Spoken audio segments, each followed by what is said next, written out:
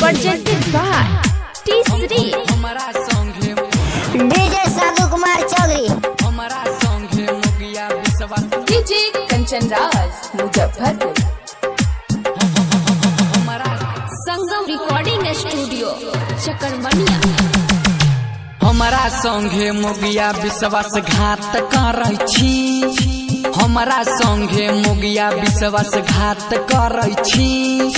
कौन माई चौदाना से बात करै छी। कौन बहिन छिलाना से बात करै छी। 1 घंटा नहीं भर भर रात करै छी।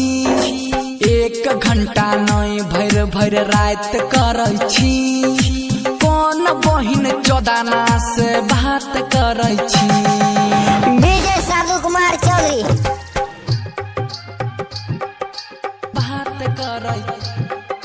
बात करै DJ कंचन राज मुजफ्फरपुर। कौन बहिन चौदाना से सिंगिंग बाय सागर सुमन। पहिने जब खटी के जरै छियौ तोहर खराचा। तोहर आई तोर देबौ मोगिया गैचा रसा।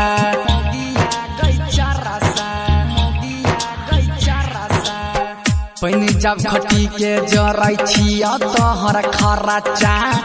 आई खून तोरी देबौ मोगिया गैचा रसा। लुच्चा लफुआ मोगिया के लाट धरै छी।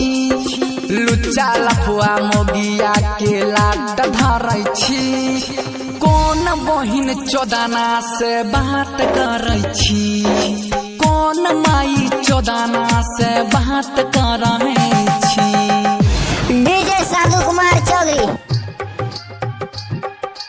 बात करै DJ कंचन राज मुजफ्फरपुर।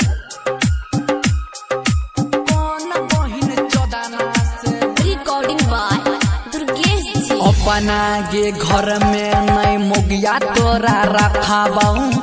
भथा कहा दबिया से मूरी तोहर कटाबौ।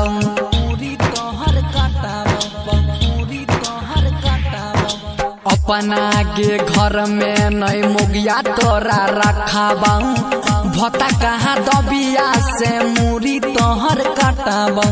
राइटर पशुपति के काट रखै छे। सागर सुमन के तोई काट रखै छे। कौन बहिन छिलाना से बात करै छे। कौन माई चौदाना से बात करै छी। संगम रिकॉर्डिंग स्टूडियो चकर। डीजे साधु कुमार चौधरी।